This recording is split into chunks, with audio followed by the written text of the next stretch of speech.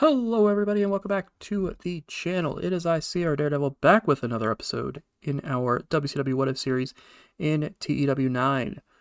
We are on the road to Slamboree 1998.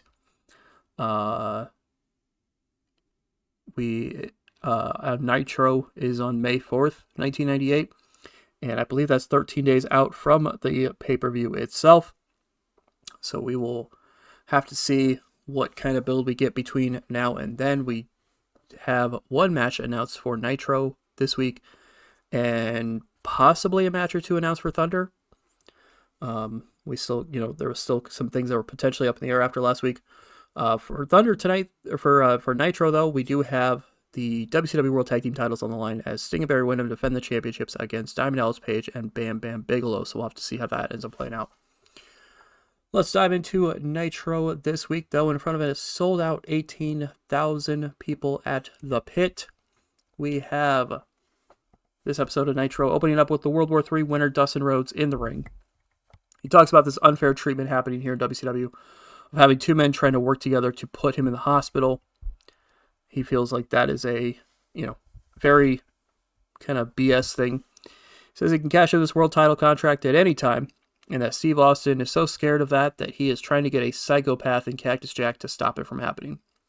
This brings out our world champion, Steve Austin, who says that he's never been scared of anyone in his life, much less this pathetic son of a bitch in the ring right now, to a pop from the crowd. Cactus Jack comes out and kind of takes pride in being called a psychopath. He says, I'm proud of being called one. I pride myself in being known as a psychopath, but I wasn't hired or anything like that by Austin. I want to get you, talking about Dustin Rhodes, out of the way so that I can have a fair match with Steve Austin for the WCW World Heavyweight Championship, unlike what happened at Spring Stampede when you got involved in that matchup. Steve kind of questions that last statement. He's like, yeah, fair match. Wait, we did have a fair match, though. I hit you, I defeated you. 1, 2, 3 in the middle of the ring. There was no... Because he still does, he's apparently still hasn't gone back and rewatched everything, so he's still like, I don't know what you're talking about. Dustin Rhodes didn't get involved in the match, supposedly, I guess. I don't know. But before anything more could be said between the three men in the ring, we had a fourth person coming out, as Chris Jericho comes out from the back. And he says, there's a lot of controversy happening against me right here in WCW. I should be the one challenging for the WCW World Heavyweight Championship, but there seems to be all this controversy against me. Everybody in WCW is trying to hold me down. All the fans are trying to hold me down. And Steve Austin is a coward and is trying to hold me down. Everybody's trying to hold down the greatest wrestler ever. The rock star. The greatest of all time. I am truly deserving of having a shot at the WCW World Heavyweight Championship. And after some arguing between the four men, out comes one of our authority figures here in WCW, Roddy Piper, who says, you know what, enough. This is not the time to be having a bickering. We're not starting off Nitro tonight with a bunch of bickering over. You four have an issue with each other. You, Dustin, Chris, you both have an issue with Steve and Cactus. You guys have an issue with each other. So you know what? We do this the way that WCW does things. We're not going to settle it with a 20-minute promo. We're going to get a match in that ring tonight in the main event. It's going to be a tag team matchup. Chris Jericho and Dustin Rhodes teaming up against against Cactus Jack and Steve Austin. So there you go. Big time main event made for tonight's show. As, that's going to be a huge match for sure. So I thought about putting the tag title match as a main event, but then when I went to booking everything, I figured this match was going to be even better than that. So we put this match in the main. By the way, cue this up as the moment where later on, when it turns out it's not as good as the tag title match, you can sit there and be like, Daredevil, you said this and it was wrong. No, I'm pretty sure it will be. This got a 95 rating though, so I'll gladly take that. A lot of hot catchphrases. Man, I am all over the place with my speaking today. Crowd got the show off to a strong start. Got the crowd hotter. Good stuff for this opening segment. Then we have a quick backstage promo where Sexton Hardcastle and Christian Cage talk about Chris Jericho and him being in the main event tonight. Talk about him being the world, trying to be the world champion. And then they turn their attention to the opening contest here on Nitro, which apparently is Sexton Hardcastle getting a shot at Jushin Thunder Liger's WCW Cruiserweight Championship. They talk kind of briefly about trying to make Lance and Chris happy by bringing championship gold to Team Canada no matter what happens. So we're going to get Liger versus Hardcastle for the Cruiserweight title to open up the in-ring portion of Nitro here tonight. And it gets 72. As Liger defeats Hardcastle in 8:35 by pinfall, the sheer drop brainbuster. Christian Cage tried to get involved and accidentally hit his tag partner instead of Liger. Liger makes defense number 10 of the Cruiserweight Championship. 72 rating for the segment, 60 for wrestling, and 45 for crowd. So good stuff there. Liger with a 70, Hardcastle with a 50. That's actually pretty good. Pretty good for him. But there you go. So 72 72 rated opening contest here to start off the in-ring portion of Nitro. And we have a title defense. Cruiserweight Championship was successfully retained by Jushin Liger here tonight. Then we go backstage. Well, into a different area of backstage, I suppose, where Al Snow and Meng are seen kind of in a darkened area. Snow talks about the Cruiserweight, the television championship, and how it's calling to him. He can hear the voice of it calling to him in his sleep, in the shower, everywhere he goes. Yet someone keeps it from him. Someone keeps it away from him. And now someone else is hearing the voice it speaks, but he won't let them stop him. The voice tells him that it needs to come to him. And this Friday on Thunder, when he and Meng destroy both of those teams that they're up against, he will be one step closer to making the voice satisfied. Okay, so Al Snow's hearing voices. Apparently, the television championship has a voice and is calling to him. So that's a thing. To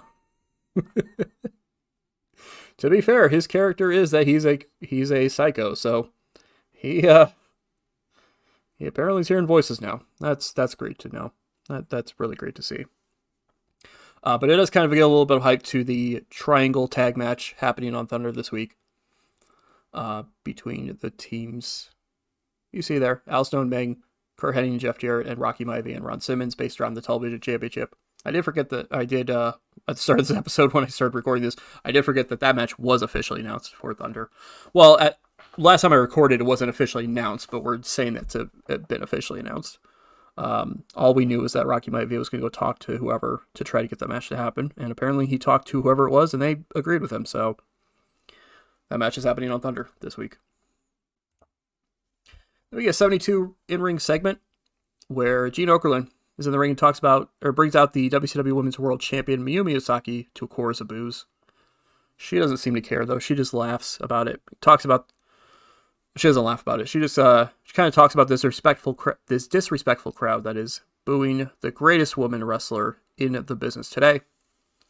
Okerlund talks about Tomoko Miyaguchi's comments on Thunder this past Friday, talking about how she hasn't had a shot at the title and how she feels like she could beat Osaki if she's given the chance.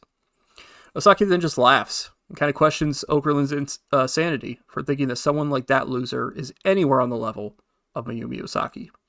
Miyaguchi may be on a bit of a recent victory thing of sorts.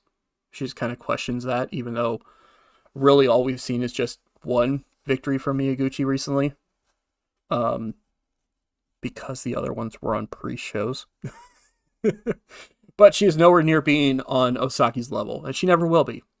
Okerlund asks if if Osaki doesn't want to defend against Miyaguchi, who would she have in mind for a title defense? Osaki says no one. No one is on her level. No one is deserving of a title match. Mayumi Osaki will be the champion forever. 72 rated segment. Really good stuff there to see. Mayumi Osaki is carrying this division right now. Like, Megumi Kudo was great. Don't get me wrong. But Osaki's promos seem to be a bit better than Kudo's were. Maybe I'm misremembering it, but it feels like they're at least a bit better than hers was. So, but there you go. So Mayumi Osaki, very confident that she could beat Tomoko Miyaguchi at any point in time. Then we go, speaking of, we go to the former WCW Women's World Champion. As Miku Kudo and Dean Malenko are seen in a pre-tape segment, Kudo kind of discusses how things have been playing out for the two of them here recently in WCW. Malenko doesn't say anything, but Kudo seems to be responding as if he is speaking, so it kind of like as if she knows that what he would be saying, I guess.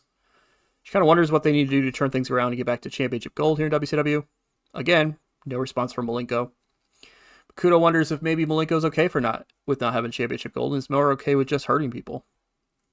Malenko doesn't actually verbally respond, but he does seem to kind of slightly smirk when she says this. So maybe Dean Malenko is having more fun just hurting people right now versus wanting championship gold. I don't know. We'll have to see what happens, but this gets to 72. Miku Kudo is very underwhelming, unfortunately, but it is what it is. Then our tag title matchup gets an 80 rating. Good stuff there.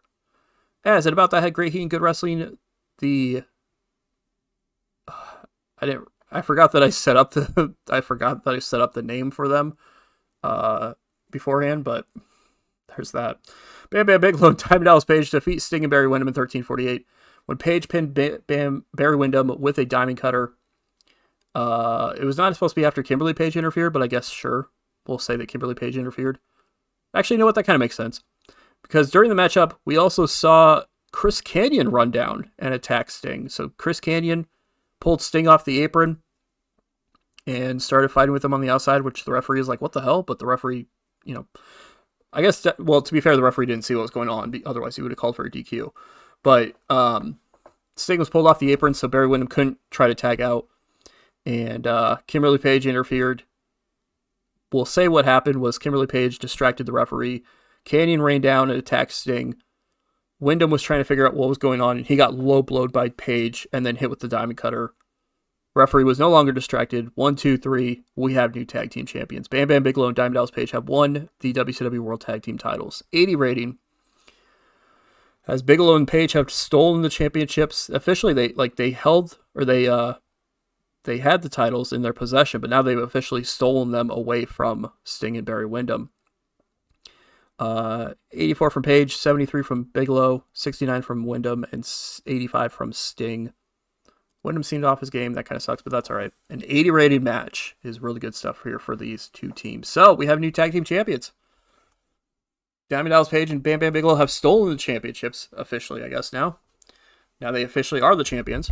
Thanks to interference from not only Kimberly Page, Diamond Dallas Page's wife, who's been his manager this whole time, but from also Chris Kanyon, who ran down and attacked Sting. So what is going on with this? Last we knew of Chris Kanyon, he was with Jacqueline, and he was talking about needing to make some changes for himself here in WCW to turn things around. And is this one of the changes he's talking about? We're not sure, but there you go. We have new tag team champions in Bam Bam Bigelow and Diamond Dallas Page. Very shocking and surprising stuff there. After the tainted title victory that just happened, Chris Kanyon and Bam Bam Bigelow attack Sting and Barry Windham, while Diamond Dallas Page raises the tag team titles and is in the air and does his over-the-top celebration. The crowd boos, and the commentary talks about the tactics Page had to take to get the titles back in his possession, because, of course, he is a former tag team champion. That's kind of the idea. That's kind of been this character story for him this whole time, is he was so obsessed with getting the tag titles back that him and Steve Austin had. He was trying to get Steve Austin to go challenge for the belts again. They had one title match with Sting and Windham, and they lost it. He kept trying to be obsessed about wanting to get the tag titles back. He kept trying to get the tag titles back. Austin didn't want to. Austin was focused on the world titles, so Page turned his back on him. He got Bam Bam Bigelow on his side, and now he has the tag team titles back in his possession. Kanyon, Bigelow, and Page all lead together as Sting and Barry Windham are being checked on by security people. So 72 rating here for that. Then we go commercial. We come back and we get a 78 rated matchup. Holy hell. Raven with a 90 in-ring performance. Good God.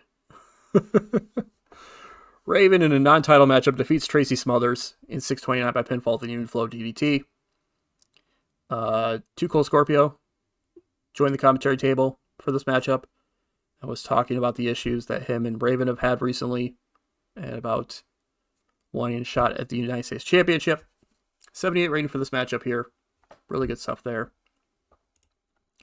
Afterwards, Raven leaves the ring and starts heading towards the back. Scorpio still kind of running him down on the commentary table, but he does notice Scorpio at the commentary table.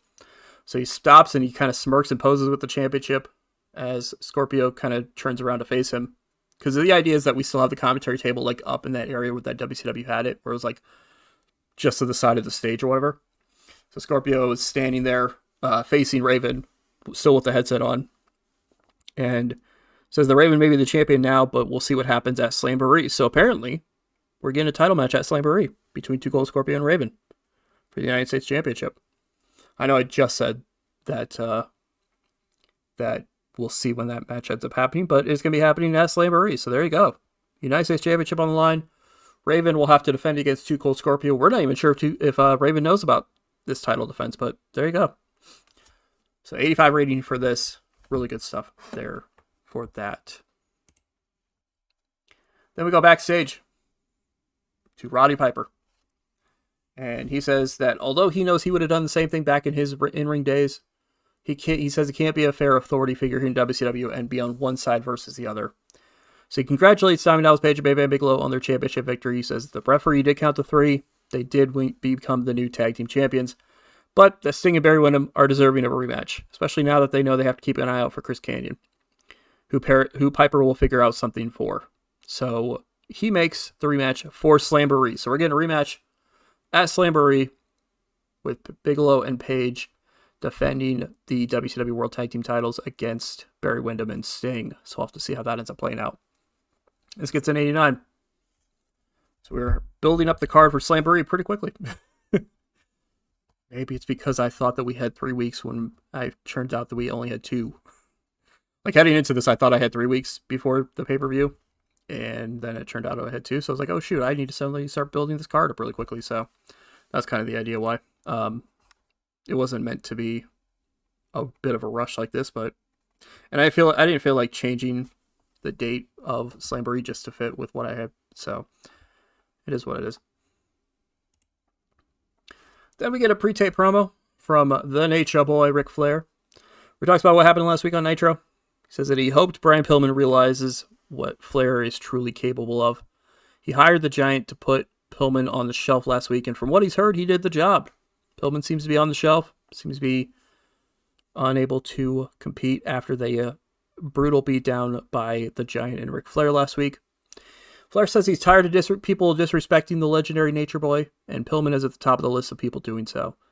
Pillman weighed down the 4 Horsemen. Pillman kept Flair from being the WCW World Heavyweight Champion, and Pillman thought that he was better than Ric Flair. But it's time that Pillman realizes that he is not on Flair's level and never will be. So he wishes Pillman all the luck in his recovery. Meanwhile, Ric Flair has some women to take on Space Mountain. Woo! 87 there. There you go. So Flair hired Giant to put Pillman on the shelf. That's why Giant got involved in this whole thing to begin with. And supposedly, Brian Pillman is on the shelf. We'll have to see if that ends up being true or not. But Flair kind of making it a little clear why he's going after Pillman right now. He feels like he's been disrespected by Pillman and seems to be holding Flair back, apparently. So there's that. Good God. All right.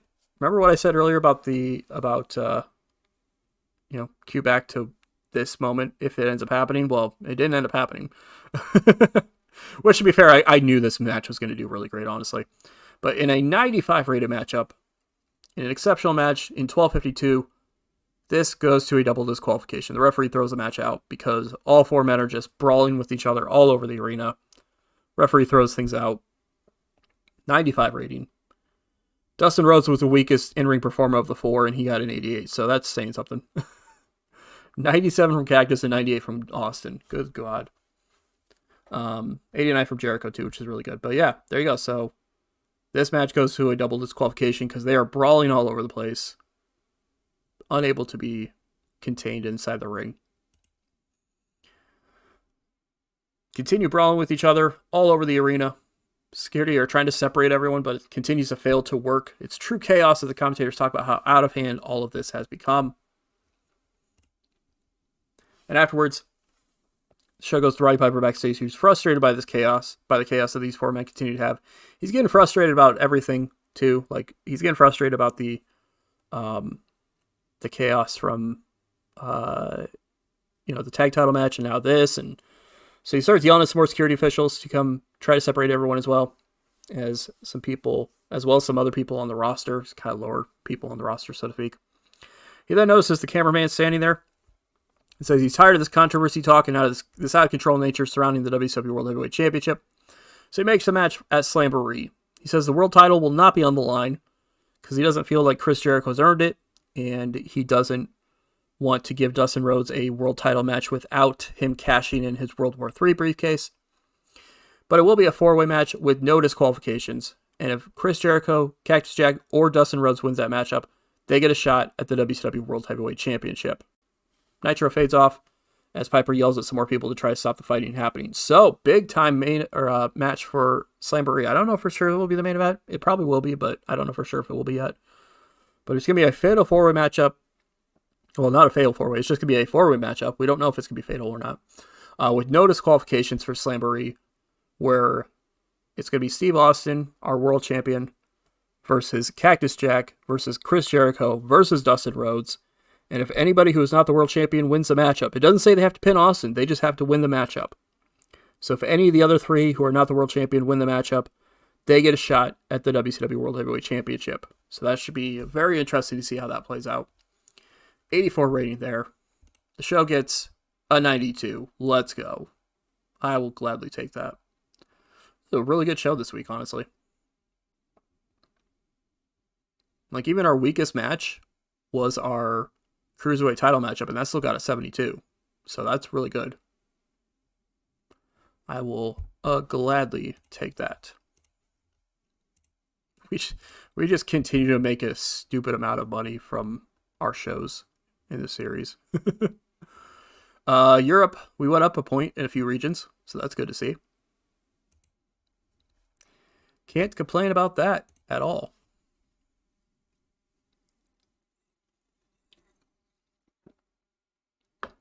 So there you go. Slamboree filling up very quickly, show-wise. We have a tag title matchup. We have a tag title rematch, that is, on the show. We have a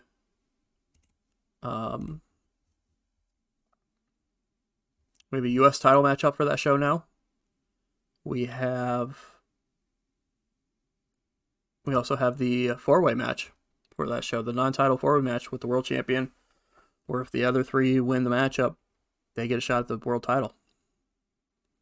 Or at least if one of the other three win. Jerry Lynn's body type has gone from toned to muscular. That's good to see. Ratings. Look at that. We broke the 10 million mark again. 10.2 million people watching. We were more watched than The Simpsons. Hell yeah. We were the most watched show across all air last night. That's awesome. Raw had a 74 with just under 3 million viewers. Saw The Undertaker and Jerry Sags defeat Jerry Lawler and Ahmed Johnson in the main event. Oof. Oof-a-doof.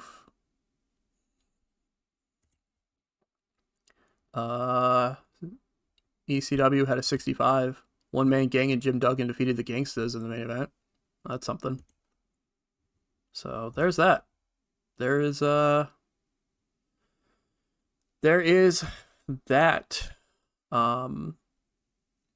So yeah, there was the Nitro part of this episode, and we will then go to Thunder.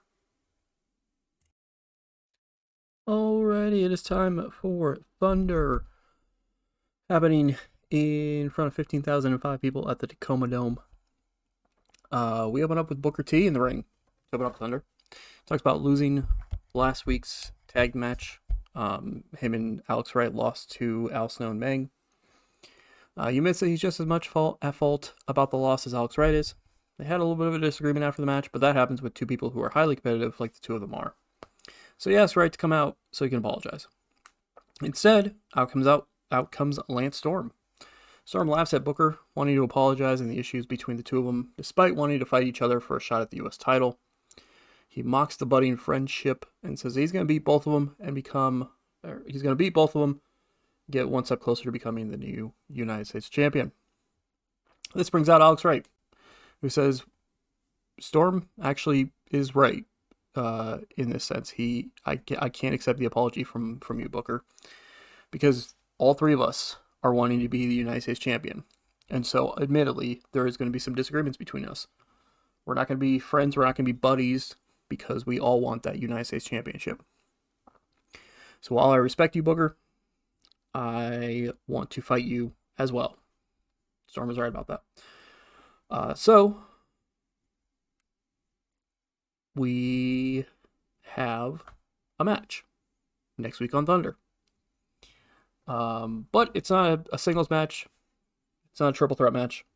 It is a triangle tag team match. Alex Wright teaming up with QT Suzuki, Lance Storm teaming up with Atsuka Mita, and Booker T teaming up with whoever on the women's roster that he wants to team up with. The team that wins that match gets to pick the stipulation for the triple threat match that's going to be happening at Slamboree. So, 2 matches announced in one segment as next week on Thunder on the Go Home show for Slamboree. It will be Alex Wright and QT Suzuki, Lance Storm and Atsuka Mita, and Booker T and whichever female he ends up teaming up with. And they will face each other. The teams will face each other, and whichever team wins, the male competitor of that team will get to choose the stipulation for the triple threat matchup between the three of them at Slamboree. We'll have to see what that ends up being. So, 73 rating, not terrible. Honestly, Thunder might be a little bit lower than Nitro was this week. There's a lot of segments that I'm expecting to do a little bit worse. I kind of realized that a lot of my bigger promo people are doing most of their stuff on Nitro right now, so I have to, maybe move a few people around kind of thing. Now that we have like a set roster split, because we don't, but you could probably tell that there are certain people who are appearing on Nitro more and certain people who are appearing on Thunder more, so. But, yeah, there's that. Speaking of a triangle tag match, we have the triangle tag match that was made last week, and it gets a 65 rating, which is a little rough, but I'll take it. As Jeff Jarrett and Kurt Hennig defeat Al Snow and Meng, as well as Rocky Maivia and Ron Simmons. In a triple threat match in 10:50 when Kurt Hennig pinned Rocky Maivia with a Hennigplex. Rocky was a weak link, struggling to keep up with everyone's in-ring performances. All right, listen, I got to be honest here. And I know I've mentioned it a few different times and all that stuff. But I got to be honest here. I might have to not cut my losses with Maivia, but I might have to send him down to developmental for a while because he's just not really getting better for me. And I know I've mentioned it, and I know people have suggested in the comments on what I can do with him, and it's cool. I'm glad that that you're all mentioning different stuff over, but he's had 30 some matches, I think, at this point. And he's only got a 46 in-ring performance. Actually, he's had more than 30. He's had 40 some matches.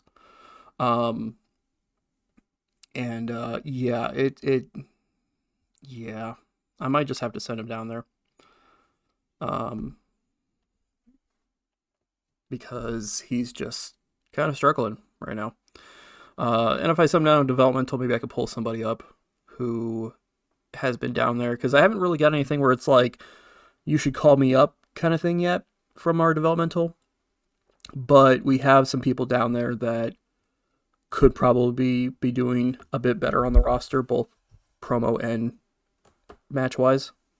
They just haven't officially asked to be called up yet, but I'll have to look into it and see it. But yeah, we'll see about what I'm going to do with Rocky Maivia.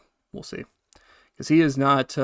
he's not having the success that he had in real life. And I don't necessarily think it's my booking. although I haven't been booking him super strong. I think it's partly just, sometimes when you're playing this game, for those who have played the game, sometimes when you're playing the game, sometimes people just don't have the potential in certain saves versus other saves. Sometimes you could play a save in a air, and someone can have incredible potential and can have really good ratings. It could be seen as the major star, and then you go and play the same exact database, and sometimes they don't. Because I don't know if any of them. I don't know if like Rocky Maivia was set to have like excellent potential in this heading for in the database or whatever. But yeah, so we'll see. We'll see what happens. I still want to keep him around, but he might have to go down to developmental for at least a few months. See if I can get him to get better down there. But anyway, Jeff Jarrett and Kurt Hennig win this triple threat tag match here. So what does that mean for the television championship? We'll have to see what that means later tonight. Gene Okerlund is backstage and brings in Rikishi, Fatu, and Samu. Talks to him. He asks them about the issues they've been having with the Caribbean Express recently. Rikishi talks about how the four of them continue brawling with each other, and it all stems from the tag team title rankings. That's why the Caribbean Express came after Fatu and Samu, is because they were in the rankings, and Caribbean Express wanted to be higher up and all that kind of stuff. And Fatu and Samu even Fatu even mentions that clearly the rankings are going to be shaken up here soon because there's brand new champions that weren't even in the rankings to begin with. So, he mentions how the two teams continue to have these fights outside of matches, which don't affect the rankings at all. So if Caribbean Express really want to prove themselves here in WCW and really want to try to hop Fatu and Samu in the rankings and all that stuff, then they will meet them at Slamboree. So 63 rating as it gets made official. That is going to be Rikishi, Fatu, and Samu taking on the Caribbean Express at Slamboree. We get a 52 rated segment. Like I said, there's gonna be a fair amount of angles that are gonna be bringing the crowd down, or bringing the crowd down, but bringing the show rating down this week, unfortunately.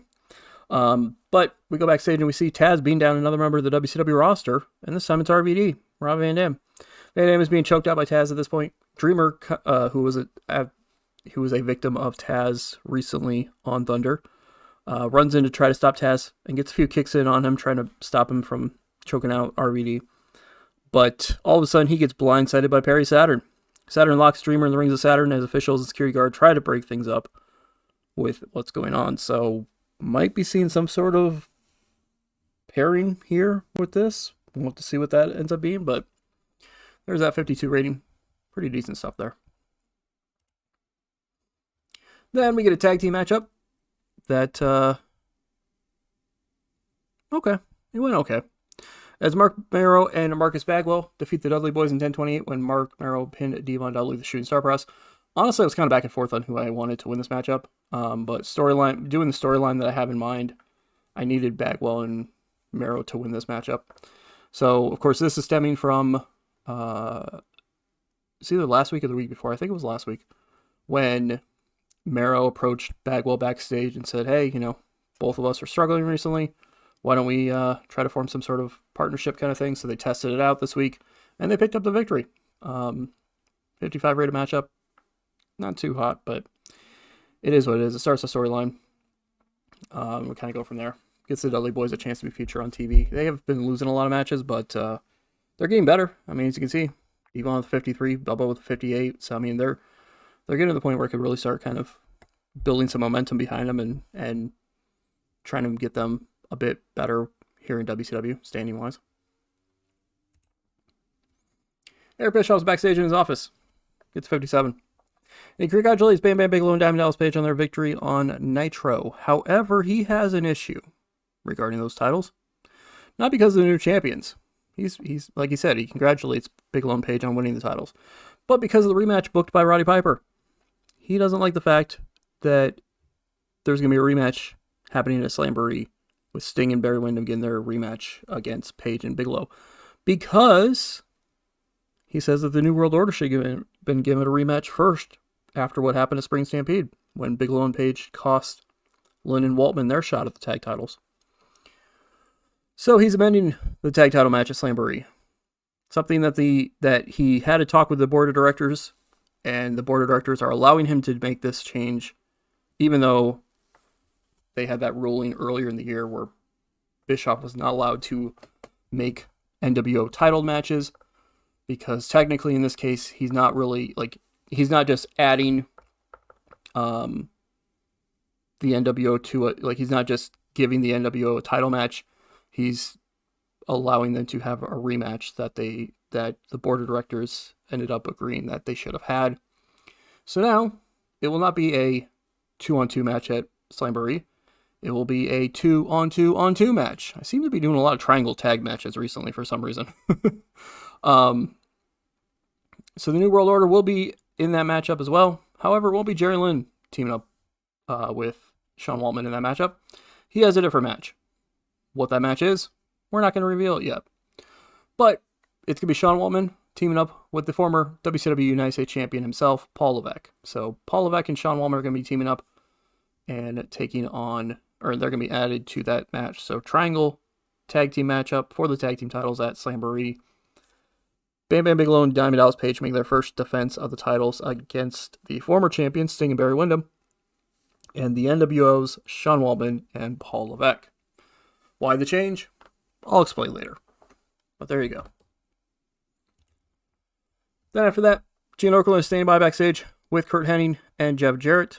He asked the two about their victory earlier tonight and what this means for the television title.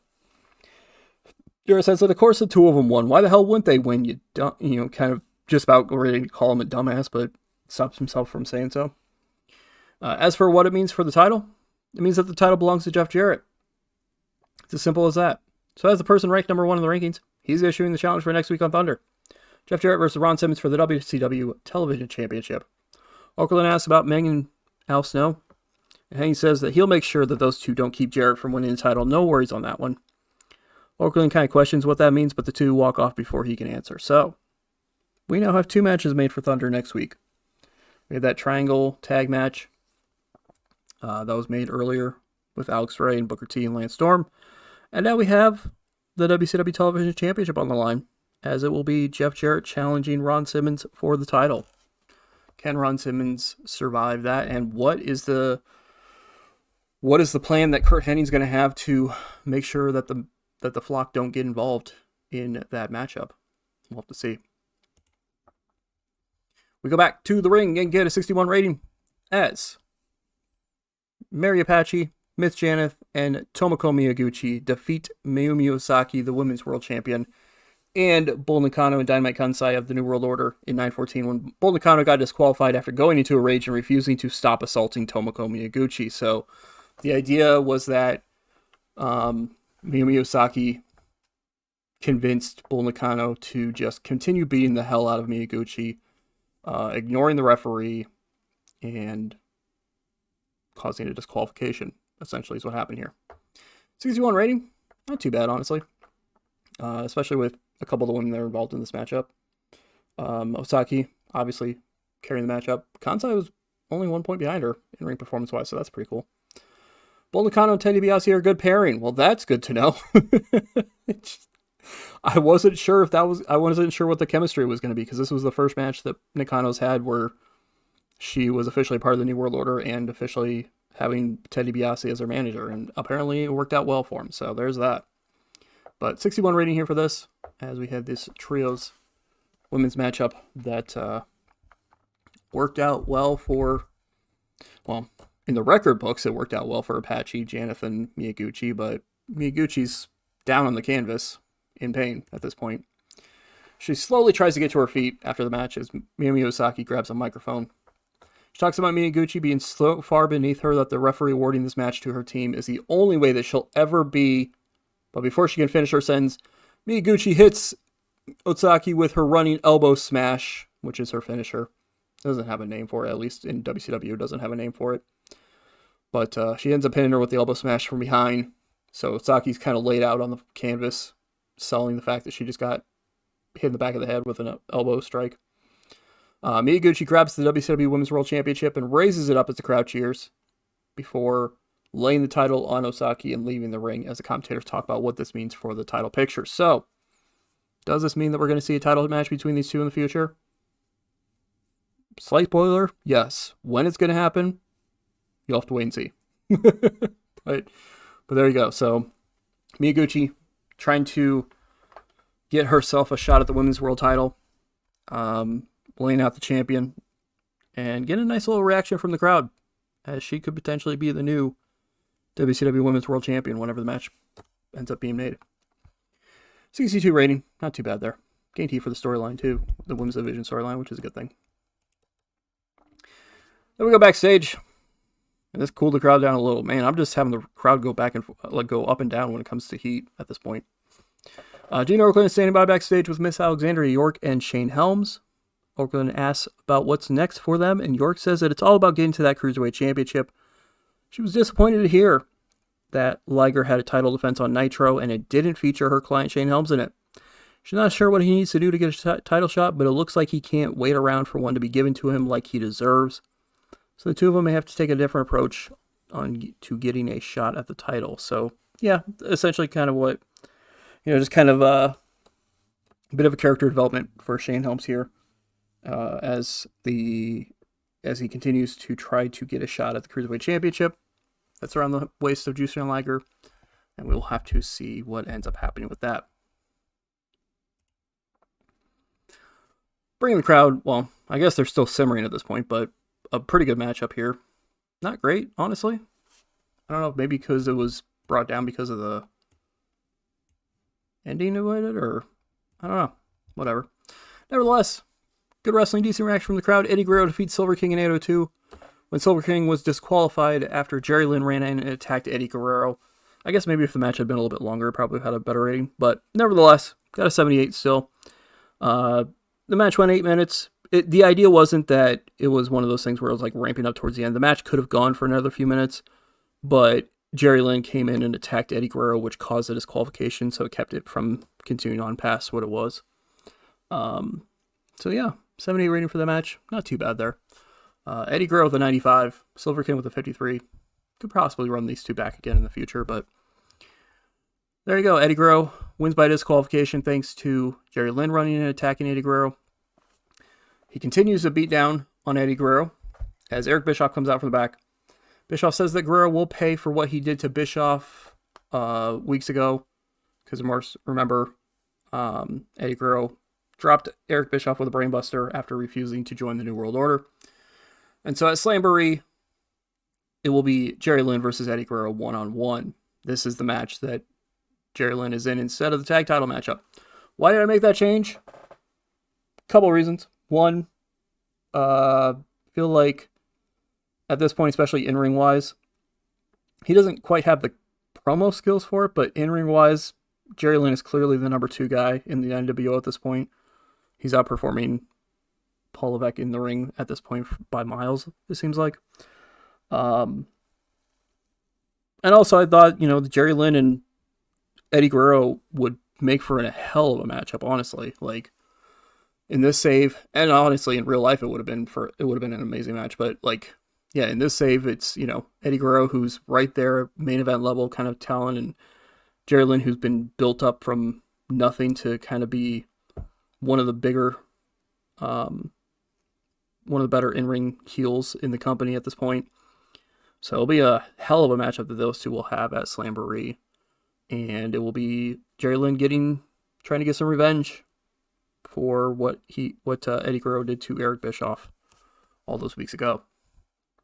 69 rating, nice segment rating. Then we get the crowd back into things a little bit with only an 81 rated segment. I gotta admit, I thought this was going to be a little bit better. I know the commentary is penalized for low experience still, but I figured this was going to be a little bit better. Nevertheless, Bret Hart comes to the ring, and he talks about this match with Owen Hart at Slamboree. He says he doesn't want to have to put down his brother, but he will, because the New World Order is his true family. And Owen made his decision not to be a part of the true family when he came here to WCW and immediately started fighting with the New World Order. Owen then comes out and said if Bret considers the NWO family, then he's right. Owen doesn't want to be a part of it, and he never wants to be. He doesn't want to be a part of a family that puts people on the shelf and does the kind of things that the New World Order does. And if he has to beat some sense in his brother to help him realize that, then so be it. So 81 rating here as we just kind of hype up